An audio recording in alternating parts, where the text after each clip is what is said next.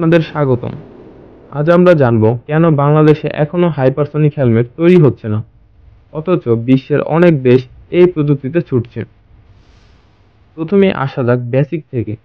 Hypersonic helmet হলো এমন এক ধরনের হেলমেট যা অতি উচ্চগতির উড়োজাহাজ ও স্পেসক্রাফটে ব্যবহার করা হয়। এর বিশেষত্ব হলো এটি তাপ, চাপ এবং গতির বিপুল উত্তেজনার বিরুদ্ধে প্রতিরোধ করতে সক্ষম। দেখুন, সাধারণ হেলমেটের তুলনায় এটা অনেক বেশি শক্তিশালী ও উন্নত প্রযুক্তি ব্যবহার করে তৈরি। তবে এই হেলমেট তৈরি করা খুব কঠিন, কারণ প্রথমত হচ্ছে উচ্চ তাপমাত্রা এবং চাপে টিকে থাকার জন্য বিশেষ ধরনের মেটাল ও কম্পোজিট ব্যবহার করতে হয়।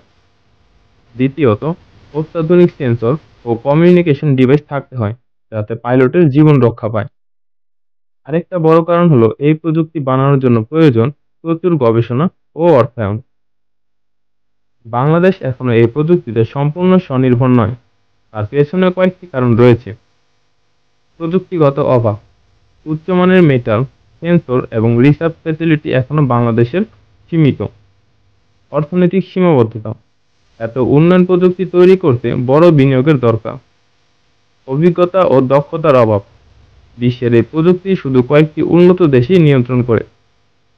দেখা যায় মার্কিন যুক্তরাষ্ট্র, রাশিয়া, চীন ও ইউরোপের কয়েকটি দেশে এই প্রযুক্তির শীর্ষে।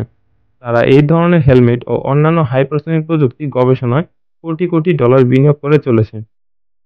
বাংলাদেশ ধীরে ধীরে সামরিক ও প্রযুক্তিগত খাতে উন্নতি করছে।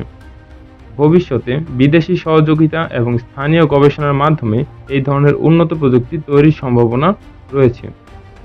তাহলে বন্ধুরা, আশা করি জানতে পেরেছো কেন বাংলাদেশ এখনো হাইপারসনিক হেলমেট তৈরি করছে না। প্রযুক্তির দুনিয়ায় এগিয়ে যেতে আমাদের আরও অনেক কাজ বাকি। ভিডিওটি ভালো লাগলে লাইক, শেয়ার এবং সাবস্ক্রাইব করতে ভুলবে না। আবার দেখা হবে অন্য কোনো মজার টপিক। ধন্যবাদ।